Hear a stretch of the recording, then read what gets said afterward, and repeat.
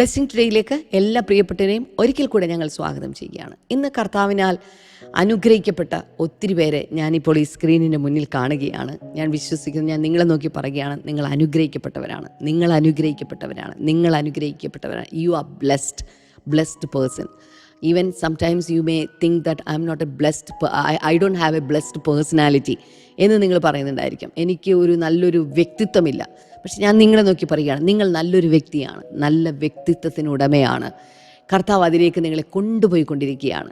നിങ്ങളെ എത്രത്തോളം നിങ്ങളെക്കുറിച്ച് നല്ലതല്ലെന്ന് പറഞ്ഞാലും ദൈവം നിങ്ങളെ നോക്കിയിട്ട് നിങ്ങൾ ഏറ്റവും സുന്ദരനാണ്, സുന്ദരിയാണ്, ഏറ്റവും നല്ലതാണ്. കർത്താവ് സൃഷ്ടിച്ചതൊന്നും ചീത്തയായിട്ട് അവൻ സൃഷ്ടിച്ചിട്ടില്ല. എല്ലാം നല്ലത്. അവൻ കണ്ടിട്ട് പറഞ്ഞു എല്ലാം നല്ലത്. നിങ്ങളെ നോക്കിക്കൊണ്ട് ഞാൻ പറയുന്നു, നല്ലത് നല്ലത് നല്ലത്. അതുമാത്രമല്ല, നിങ്ങളുടെ ജീവിതത്തിൽ നല്ലത് മാത്രമേ വരികയുമുള്ളൂ. ഹല്ലേലൂയ. ഇന്ന് നമുക്ക് ഉള്ള ഒരു സ്പോൺസർ, ഒരു കീ സ്പോൺസറാണെന്നുള്ളത് എറണാകുളത്ത് നിന്നൊരു വെൽവിഷറാണ്, പേര് വെളിപ്പെടുത്തിയിട്ടില്ല. Thank you. കർത്താവെ, ഞങ്ങൾ പ്രാർത്ഥിക്കുന്നു, അദ്ദേഹത്തിൻ്റെ ബിസിനസ് അനുഗ്രഹിക്കപ്പെടുവാൻ. സ്വർഗത്തിലെ കർത്താവെ, വഴികളെ തുറക്കണമേ, വാതിലുകളെ തുറക്കണമേ, ദൈവ പദ്ധതികളെ അങ്ങ് വെളിപ്പെടുത്തണമേ. യേശുവിൻ്റെ നാമത്തിൽ അത് വരട്ടെ എന്ന് ഞങ്ങൾ പ്രാർത്ഥിക്കുന്നു. കർത്താവെ, അങ്ങ് പ്രാർത്ഥന കേട്ടതിനായിട്ട് നന്ദി പറയുന്നു, യേശുവിൻ്റെ നാമത്തിൽ തന്നെ. ആമേൻ, ആമേൻ. കർത്താവ് ധാരാളമായിട്ട് അനുഗ്രഹിക്കട്ടെ. 2 പ്രധാനപ്പെട്ട മീറ്റിങ്ങുകളെക്കുറിച്ച് പറയുകയാണ്. ഡിസംബർ 31 എന്താണ് നമ്മുടെ ക്രോസ് ഓവർ സർവീസ്, വൈകിട്ട് 7 മണി മുതൽ.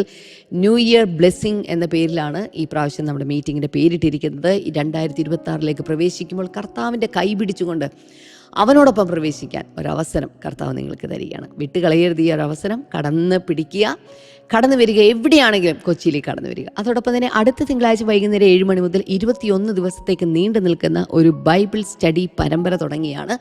വെളിപ്പാട് പുസ്തകത്തെ ആസ്പദമാക്കി എല്ലാ ദിവസവും, അതായത് തിങ്കൾ മുതൽ വെള്ളി വരെയുള്ള ദിവസങ്ങളിൽ വൈകിട്ട് 7 മണിക്ക് നടക്കുന്ന സ്പെഷ്യൽ മീറ്റിങ്ങിലേക്ക് ഞാൻ നിങ്ങളെല്ലാവരും പ്രത്യേകിച്ച് സ്വാഗതം ചെയ്യുന്നു. ഓൺലൈനായിട്ടും ഓഫ്ലൈനായിട്ടും ഒക്കെ മീറ്റിംഗ് ഉണ്ട്. കടന്നു വരിക. കൂടുതൽ ഡീറ്റെയിൽസ് സ്ക്രീനിൽ നിങ്ങൾക്ക് കാണാൻ സാധിക്കുന്നതാണ്. എല്ലാവരും ഇന്നത്തെ സന്ദേശത്തിന് വേണ്ടി കാത്തിരിക്കുകയാണ് എന്ന് എനിക്കറിയാം. വേഗത്തിൽ ഇന്നത്തെ സന്ദേശത്തിലേക്ക് കടക്കാം.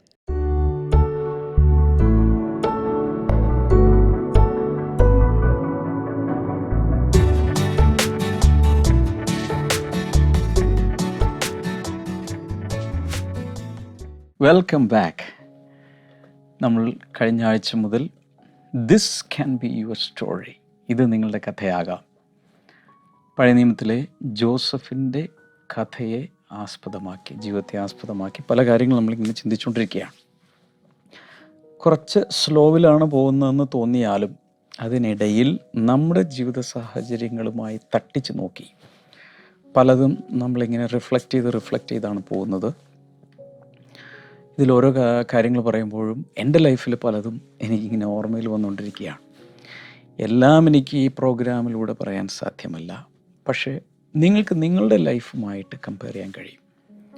ഒരുപക്ഷെ ബൈബിൾ കഥാപാത്രങ്ങളിൽ ഏറ്റവും കൂടുതൽ യേശുവുമായി സാദൃശ്യമുള്ള പെർഫെക്റ്റ് എക്സാമ്പിൾ എന്ന് പറയുന്നത് ജോസഫിൻ്റെ ലൈഫാണ്. അങ്ങനെയെങ്കിൽ നമ്മുടെ ജീവിതമായും ജോസഫിൻ്റെ ലൈഫിന് പലതിലും കോറിലേറ്റ് ചെയ്യാൻ കഴിയും. 17 വയസ്സുള്ള ജോസഫിനെയാണ് നമ്മൾ ആദ്യമായി കാണുന്നത്. നല്ലൊരു കുടുംബം, പക്ഷേ അപ്പൻ വളരെ ഭക്തൻ, വളരെ ആത്മീയനായ ഒരു ദൈവദാസനാണ് യാക്കോബ്.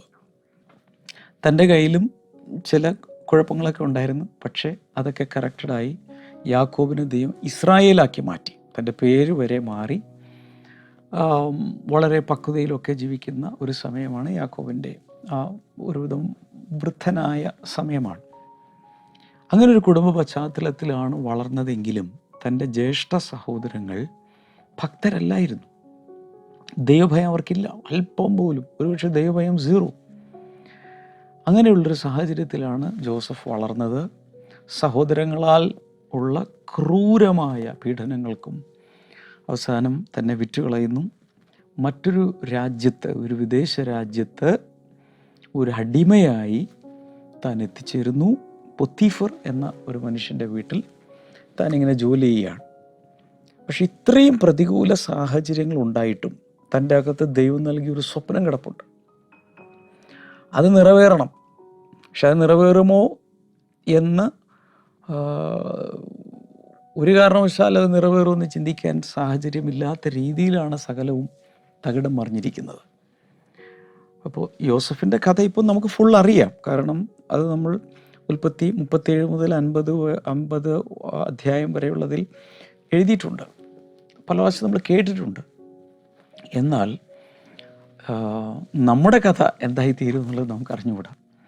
എന്നാൽ ഇതെല്ലാം നമ്മൾ വായിക്കുമ്പോൾ യോസഫിൻ്റെ മിടുക്കോ യാക്കോബിൻ്റെ മിടുക്കോ അല്ലെങ്കിൽ സഹോദരങ്ങളുടെ ക്രൂരകൃത്യം ഒന്നുമല്ല ഇതിൻ്റെ മാനദണ്ഡം.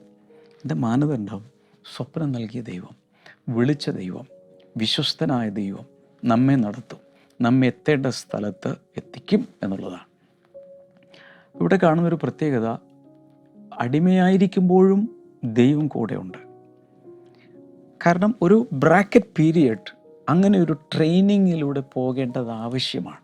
എന്തിനു വേണ്ടി? ഫ്യൂച്ചറിലുള്ള ഒരു വലിയ ഉയർച്ചയ്ക്ക് വേണ്ടി. ഒരു ദേവദാസൻ അതിനെക്കുറിച്ച് പറഞ്ഞത് ഇങ്ങനെയാണ്: the depth of your past determines the height of your future. ഭൂതകാലത്തിൻ്റെ ആഴമാണ് ഭാവി കാലത്തിൻ്റെ ഉയരം നിശ്ചയിക്കുന്നത്. എന്ന് വെച്ചാൽ എത്രത്തോളം നമ്മൾ ഈ ചെറുപ്പകാലത്ത് ഒരു യുവാവായിരിക്കുന്ന സമയത്തൊക്കെ എത്രത്തോളം നമ്മൾ ജീവിതത്തിൽ താഴ്ച അനുഭവിക്കുന്നുണ്ടോ, പലതിലും താഴേക്ക് ഇല്ലായ്മകൾ, ദാരിദ്ര്യമാകാം, മറ്റു ചില പ്രശ്നങ്ങളാകാം, കുടുംബത്തിനകത്തുള്ള വിഷയങ്ങളാകാം, കൂടെയുള്ള പരാജയങ്ങളാകാം.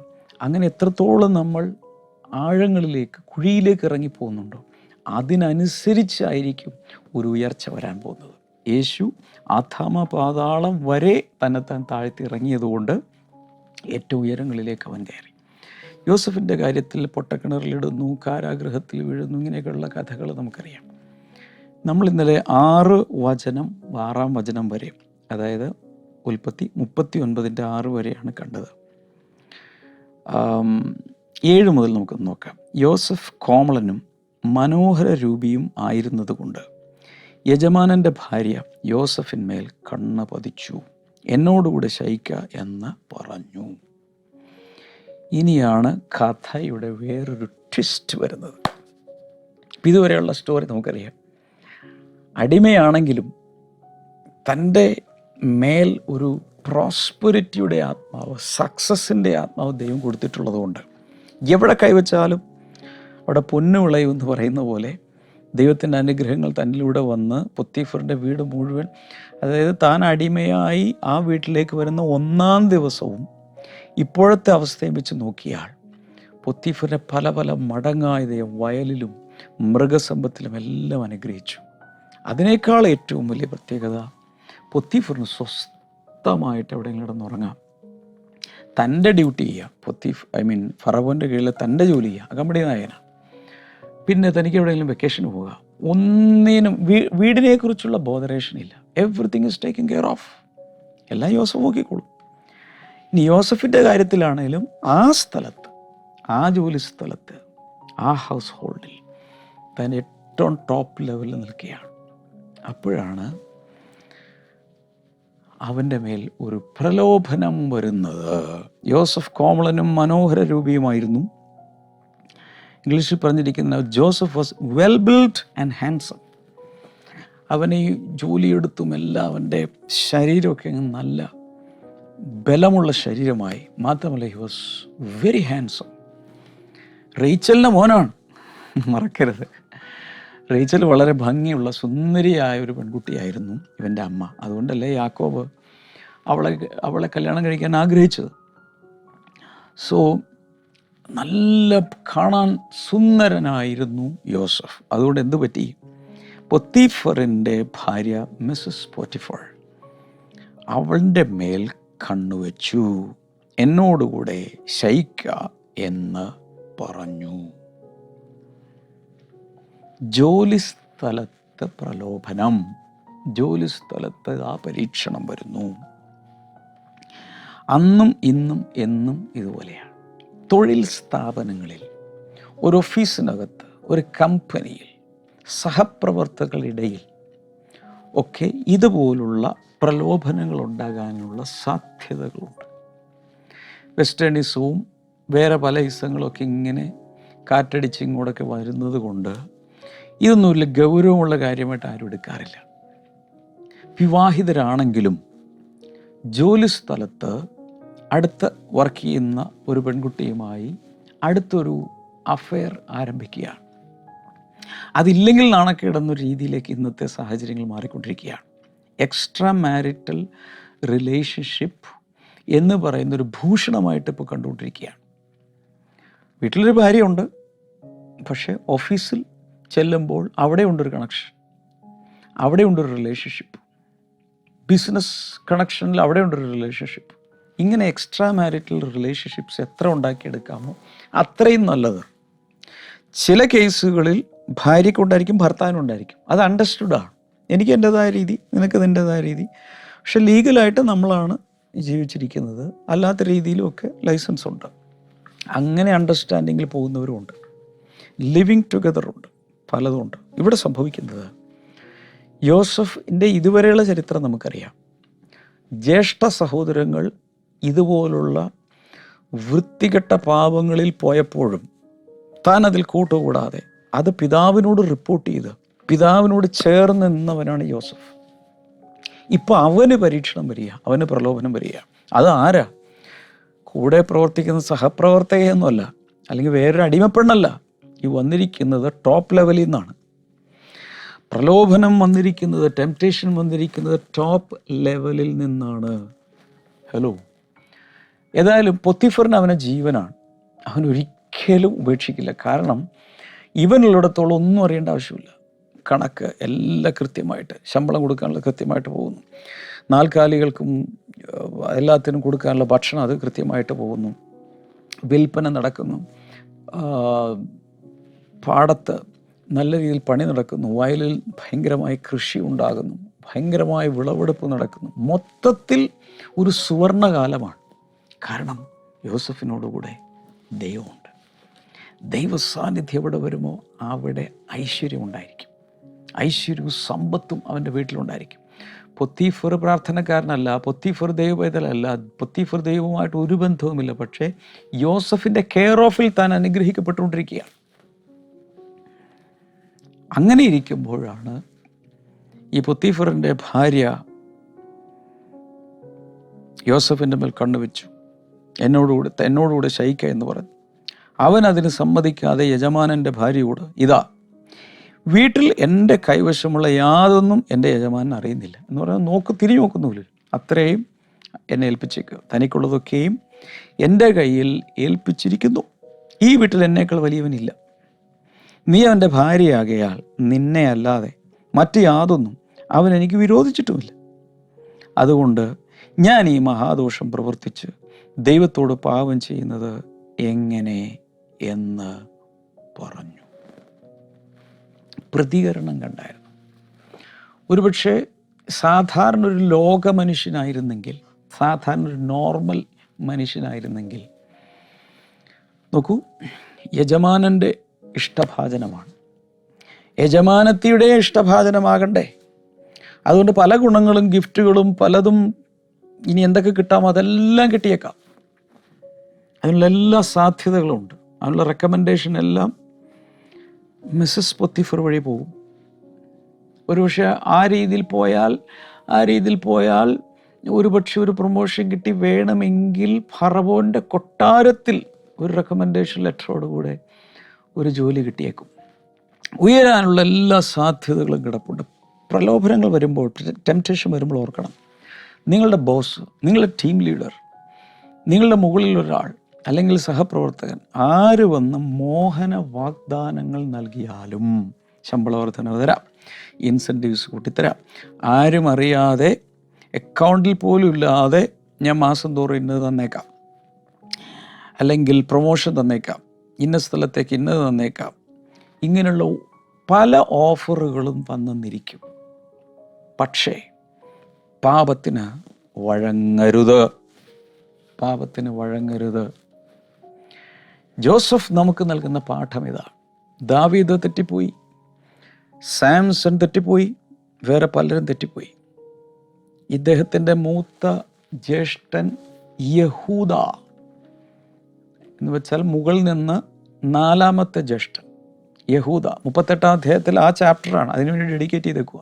താൻ ഈ സഹോദരങ്ങളെ മുഴുവൻ വിട്ട് വേറൊരു ദേശത്തേക്ക് പോയി അന്യൻ നാട്ടിലുള്ള ഒരു പെൺകുട്ടിയെ കല്യാണം കഴിച്ച് അതിന് മക്കളൊക്കെ ഉണ്ടായി. അവസാനം മകൻ്റെ ഭാര്യയുമായി വരെ ബന്ധത്തിൽ ഏർപ്പെടുന്ന ഒരു അവസ്ഥയിലേക്ക്, ഒരു ഇൻസെസ്റ്റ് റിലേഷൻഷിപ്പിൽ ചെന്നപ്പെടുകയാണ്. ആര്? തൻ്റെ മുകളിലുള്ളൊരു ജ്യേഷ്ഠൻ. എന്നാൽ ജോസഫ് വ്യത്യസ്തനായിരുന്നു. എല്ലാവരും ഒന്ന് പറഞ്ഞേ, ജോസഫ് വ്യത്യസ്തനായിരുന്നു. എല്ലാവരും നെഞ്ചിൽ കഴിച്ചെന്ന് പറഞ്ഞു, ഞാൻ വ്യത്യസ്തനാണ്, അല്ലെങ്കിൽ ഞാൻ വ്യത്യസ്തയാണ്. I am different. പലതും എനിക്ക് ചെയ്യാമായിരിക്കും, പക്ഷെ ഞാൻ ചെയ്യില്ല. ഇവിടെ ഇവനൊന്ന് വഴങ്ങിയിരുന്നെങ്കിൽ ആരും അറിയാൻ പോകുന്നില്ല. കാരണം ടോപ്പ് ലെവലാണ്. യജമാനൻ്റെ ഭാര്യ, ആരും അറിയാൻ പോകുന്നില്ല. അവൾ പറഞ്ഞു കൊടുക്കും, ഇല്ല, ഇനി എന്തെങ്കിലും ആണെങ്കിൽ തന്നെ അവളെല്ലാം അടക്കിക്കോളും, അതിനുള്ള അധികാരം അവൾക്കുണ്ട്. Every way it was safe. പക്ഷെ അവൻ്റെ പ്രതികരണം കേട്ടോ, ഈ വീട്ടിൽ എന്നേക്കാൾ വലിയവനില്ല, നീ അവൻ്റെ ഭാര്യയാകിയാൽ നിന്നെ അല്ലാതെ മറ്റു യാതൊന്നും അവൻ എനിക്ക് വിരോധിച്ചിട്ടുമില്ല. അതുകൊണ്ട് ഞാൻ ഈ മഹാദോഷം പ്രവർത്തിച്ച്, കേട്ടോളാം, ദൈവത്തോട് പാപം ചെയ്യുന്നത് എങ്ങനെ എന്ന് പറഞ്ഞു. ആരോട്? ദൈവത്തോട്. പോത്തിഫറിനോടല്ല, മനുഷ്യരോടല്ല, ദൈവത്തോട്. സോ അവൻ്റെ ഉള്ളിലുണ്ടായിരുന്ന ഏറ്റവും വലിയൊരു സംഭവം എന്താണ്? ദൈവഭയം. വലിയ അക്ഷരത്തിൽ എഴുതി വെക്കുക, ദൈവഭയം. ലൈഫ് ചാറ്റിലൊക്കെ ഒന്ന് പെട്ടെന്ന് ടൈപ്പ് ചെയ്തിട്ട് ദൈവഭയം. ഇന്നൊത്തിരി പേർക്ക് നഷ്ടപ്പെട്ടുകൊണ്ടിരിക്കുന്നൊരു കാര്യമാണ് ദൈവഭയം. കാരണം കൃപയുടെ കാലമല്ലേ, ദൈവസ്നേഹമല്ലേ, ദൈവം എന്നെ സ്നേഹിക്കുന്നില്ലേ, ദൈവം എന്നെ രക്ഷിക്കുമല്ലോ. എന്തിനാ? എന്നാൽ ദൈവഭയം എന്ന് പറയുന്നത് ഒരു ഫോബിയ അല്ല. ദൈവത്തോടുള്ള ആദരവും ആരാധനയും അതിൻ്റെ മൂർധന്യാവസ്ഥയിൽ എത്തുമ്പോഴുള്ളൊരു ഭയമുണ്ട്, ദൈവഭയം. അത് നെഗറ്റീവ് അല്ല, that is positive. It is A godly healthy fear. ജോസഫിൻ്റെ ലൈഫിൽ നമ്മൾ റിഫ്ലക്റ്റ് ചെയ്ത് കാണുന്ന പ്രധാനപ്പെട്ട ഒരു ഗുണവിശേഷം ദ ഫിയർ ഓഫ് ഗോഡ്, ദൈവഭയം. കൗമാരപ്രായത്തിലായിരിക്കുമ്പോൾ, അപ്പൻ്റെ വീട്ടിലായിരിക്കുമ്പോൾ, സഹോദരങ്ങളോടുകൂടെ ഫീൽഡിലായിരിക്കുമ്പോൾ, അവരെല്ലാം പാപം ചെയ്തപ്പോഴും താൻ വ്യത്യസ്തനായിരുന്നു. ഒരുപക്ഷെ ഒരു വൃക്ഷച്ചുവട്ടിൽ മാറിയിരുന്നവൻ പ്രാർത്ഥിച്ചു കാണും, ജ്യേഷ്ഠന്മാർക്ക് വേണ്ടി പ്രാർത്ഥിച്ചു കാണും, തന്നെ സൂക്ഷിക്കാൻ വേണ്ടി പ്രാർത്ഥിച്ചു കാണും, പ്രലോഭനങ്ങൾ ഉൾപ്പെട്ടു പോകാതെ തന്നെ കാക്കുവാനായി ദൈവത്തോട് പ്രാർത്ഥിച്ചു കാണും. 10-ാമത്തെ വചനം നോക്കി, അവൾ ദിനംപ്രതിയും യോസഫിനോട് പറഞ്ഞിട്ടും അവളോടുകൂടെ ശയിപ്പാനോ അവളുടെ അരികെ ഇരിപ്പാനോ അവൻ അവളെ അനുസരിച്ചില്ല. ഓക്കെ, ബോസാണ് പറയുന്നത്, അനുസരിക്കണോ? നോ. ബോസ് ജോലി എടുക്കാൻ പറഞ്ഞ് ചെയ്യണം, അസൈൻമെൻറ്റ്സ് ചെയ്ത് കൊടുക്കണം, പ്രോജക്ട്സ് ചെയ്ത് കൊടുക്കണം. പക്ഷേ ഒരു പാപം ചെയ്യാൻ പറഞ്ഞാൽ നോ പറയാനുള്ള ഗട്ട്സ് ഉണ്ടായിരിക്കണം. പണ്ടൊരാൾ പറഞ്ഞത്, യെസ് എന്ന് പറയുന്നതിനേക്കാൾ ബുദ്ധിമുട്ടാണ് നോ എന്ന് പറയാൻ. It's very difficult. പലരെ സംബന്ധിച്ചിടത്തോളം നോ പറയാൻ ഭയങ്കര ബുദ്ധിമുട്ടാണ്. യെസ് പറയാൻ, വഴങ്ങിക്കൊടുക്കാനുമാണ് എളുപ്പം. ഓക്കെ, ഒരു ദിവസം അവൻ തൻ്റെ പ്രവൃത്തി ചെയ്യാൻ വീട്ടിനകത്ത് ചെന്നു. വീട്ടിലുള്ളവർ ആരും അവിടെ ഇല്ലായിരുന്നു. അവൾ അവൻ്റെ വസ്ത്രം പിടിച്ചു, എന്നോടുകൂടി ശയിക്കുക എന്ന് പറഞ്ഞു.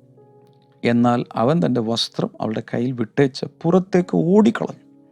അവൻ വസ്ത്രം തൻ്റെ കയ്യിൽ വിട്ടേച്ച് പുറത്തേക്ക് ഓടിപ്പോയി എന്ന് കണ്ടപ്പോൾ അവൾ വീട്ടിലുള്ളവരെ വിളിച്ചു അവരോട്, കണ്ടോ, നമ്മെ ഹാസ്യമാക്കേണ്ടതിന് അവനൊരു എബ്രായനെ കൊണ്ടുവന്നിട്ടിരിക്കുന്നു. അവൻ എന്നോടുകൂടെ ശയിക്കേണ്ടതിന് എൻ്റെ അടുക്കൽ വന്നു. എന്നാൽ ഞാൻ ഉറക്കെ നിലവിളിച്ചത് കേട്ടപ്പോൾ അവൻ തൻ്റെ വസ്ത്രം എൻ്റെ അടുക്കൽ വിട്ടേച്ച് ഓടിപ്പോയി കളഞ്ഞു എന്ന് പറഞ്ഞു. My God. അവിടെ കാണുന്നത് ഒരു ദിവസത്തെ പ്രലോഭനം അല്ലായിരുന്നു. ദിവസം തോറും, every day he was tempted. ഞാൻ പറയുന്നത് ശ്രദ്ധിച്ച് കേൾക്കണം. ലീഡർഷിപ്പിലേക്ക്, അല്ലെങ്കിൽ ഒരു ശുശ്രൂഷയിലേക്ക്, അല്ലെങ്കിൽ ജീവിതത്തിൻ്റെ ഉയർച്ചയിലേക്ക് ഒരാൾ വരുന്നതിന് മുമ്പ് ടെസ്റ്റുകളിലൂടെയും ടെംപ്റ്റേഷൻസിലൂടെയും പോകേണ്ടി വരും. ടെസ്റ്റുകൾ ദൈവത്തിൽ നിന്നാണ് വരുന്നത്, ടെംപ്റ്റേഷൻ വരുന്നത് ദൈവത്തിൽ നിന്നും അല്ല. യാക്കോബിൻ്റെ ലേഖനം 1-ാം അധ്യായം ആദ്യത്തെ വാക്യങ്ങൾ തുടങ്ങി ഇങ്ങനെ വായിച്ച് താഴേക്ക് വരുമ്പോൾ അവിടെ പറയുന്നുണ്ട്, ദൈവം ആരെയും ദോഷങ്ങളാൽ പരീക്ഷിക്കുന്നവനല്ല. ദൈവം ആരെയും പ്രലോഭനത്തിലേക്ക് കൊണ്ടുപോകുന്നില്ല. ദൈവം ഒരിക്കലും ടെംപ്റ്റ് ചെയ്യില്ല. പാപം ചെയ്യുവാൻ, തെറ്റിൽ വീഴുവാൻ ദൈവം ഒരിക്കലും ടെംപ്റ്റ് ചെയ്യില്ല. ടെംപ്റ്റർ എന്ന് പറയുന്ന വേറൊരു ക്യാരക്ടറുണ്ട്. അതാണ് പിശാച്.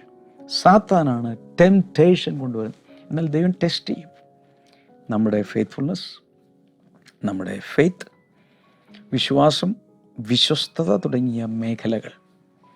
ഇതിലൊക്കെ ടെസ്റ്റുകൾ വരും. ഫ്രാങ്ക് ഡെമാസിയോ എന്നൊരു ദേവദാസൻ എഴുതിയൊരു പുസ്തകമുണ്ട്, മേക്കിംഗ് ഓഫ് എ ലീഡർ. അതിൽ ഒരാൾ ജീവിതത്തിൽ ഉയരുന്നതിന് മുൻപ് അല്ലെങ്കിൽ ലീഡർഷിപ്പിലേക്ക് വരുന്നതിന് മുമ്പ് പോകുന്ന ടെസ്റ്റുകളുടെ ലിസ്റ്റ് കൊടുത്തിട്ടുണ്ട്. എല്ലാം ഒന്നും ഇവിടെ വിവരിക്കാൻ നമുക്ക് സമയമില്ല. ഈ സാഹചര്യത്തിൽ നിന്നുകൊണ്ട് ഞാൻ പറയാം, ഈ നിങ്ങൾ പലരും ജോലി ചെയ്യുന്നവരായിരിക്കും, അല്ലെങ്കിൽ ഈവൻ സഭയ്ക്കകത്ത് ശുശ്രൂഷിക്കുന്നവരായിരിക്കും. ഓപ്പോസിറ്റ് സെക്സിലുള്ള പലരുമായി ഇൻട്രാക്ട് ചെയ്യേണ്ടി വന്നേക്കാം.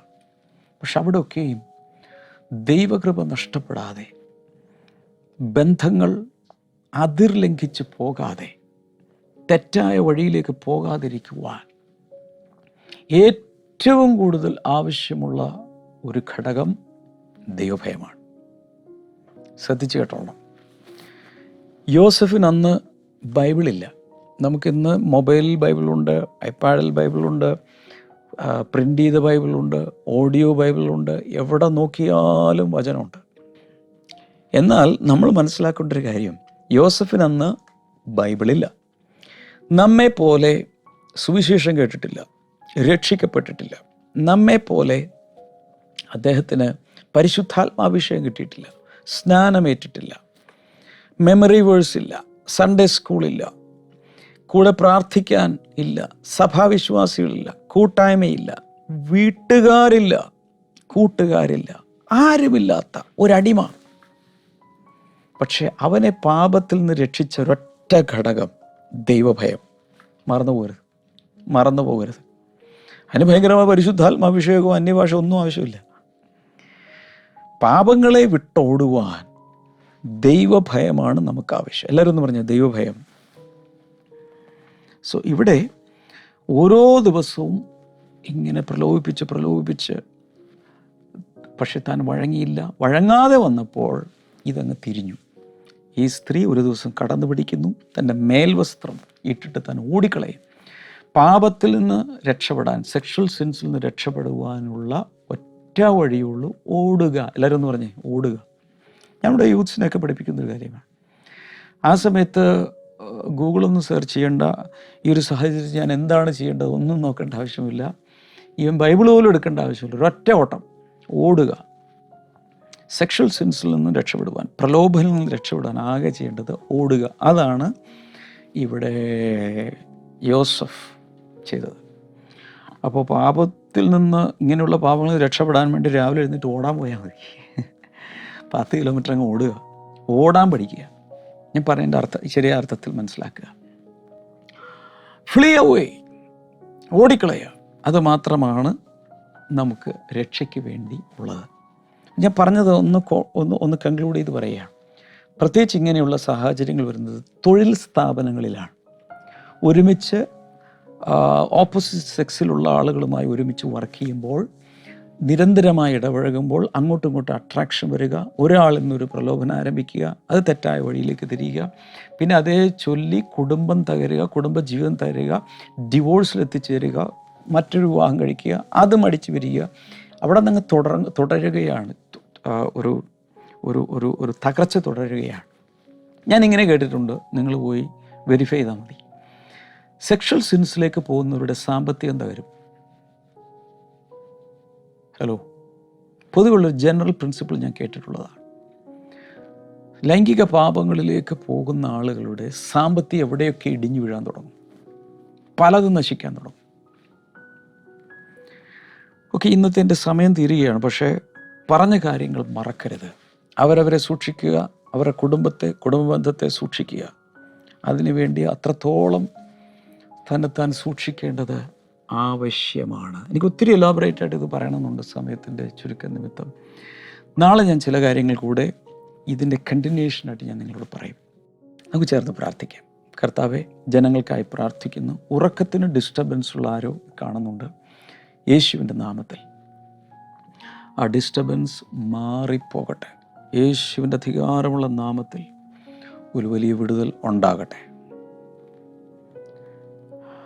Thank you master. അതുപോലെ മെഡിസിൻസ് കണ്ടിന്യൂസ് ആയിട്ട് കഴിച്ചതിൻ്റെ സൈഡ് ഇഫക്റ്റ് നിമിത്തം കഷ്ടപ്പെടുന്ന ചിലരെ കർത്താവ് കാണിക്കുന്നു. യേശുവിൻ്റെ നാമത്തിൽ അങ്ങനെയുള്ളവർ ഇപ്പോൾ വിടുവിക്കപ്പെടട്ടെ. Thank you master. ദൈവികമായ ഒരു വലിയ വിടുതലിലേക്ക് കർത്താവെ നീ നടത്തുന്നതിനായി നന്ദി പറയുന്നു. യേശുവിൻ്റെ അധികാരമുള്ള നാമത്തിൽ അത് സംഭവിക്കട്ടെ. Thank you Lord. സ്കിന്നിലുള്ള അലർജികൾ സൗഖ്യമാകട്ടെ. ഫുഡിൻ്റെ ചില അലർജികൾ സൗഖ്യമാകട്ടെ. നിങ്ങളുടെ കൈകൾ നീട്ടിപ്പിടിക്കുക. കർത്താവായ യേശുവിൻ്റെ നാമത്തിൽ എല്ലാ വിധത്തിലുള്ള വിടുതലും ഇപ്പോൾ കൽപ്പിച്ച് പ്രാർത്ഥിക്കുന്നു. കർത്താവ് നീ പ്രാർത്ഥന കേട്ടതിനായി നന്ദി. യേശുവിൻ്റെ നാമത്തിൽ ആമേൻ. ഞാൻ ചില വിഷയങ്ങളൊക്കെ പ്രാർത്ഥിച്ചുള്ളൂ, അതിലെല്ലാം വിടുതലും ഉണ്ട്. എങ്കിലും നിങ്ങൾക്ക് പ്രത്യേക വിഷയങ്ങൾ പ്രാർത്ഥിക്കാനുണ്ടെങ്കിൽ പ്രെയർ ലൈൻ നമ്പറിൽ വിളിക്കുക. നിങ്ങൾക്ക് ഈ എപ്പിസോഡുകൾ എങ്ങനെ പ്രയോജനപ്പെടുന്നു എന്നറിയാൻ താല്പര്യമുണ്ട്, കമൻറ്റ് സെക്ഷനിൽ ദയവായി നിങ്ങൾ കമൻറ്റ് ചെയ്യുക. കർത്താവ് എല്ലാവരും ധാരാളമായി അനുഗ്രഹിക്കട്ടെ. നാളെ നമുക്ക് വീണ്ടും കാണാം. ഇതെല്ലാവർക്കും അയച്ചു കൊടുക്കണമേ. God bless you. ബൈ.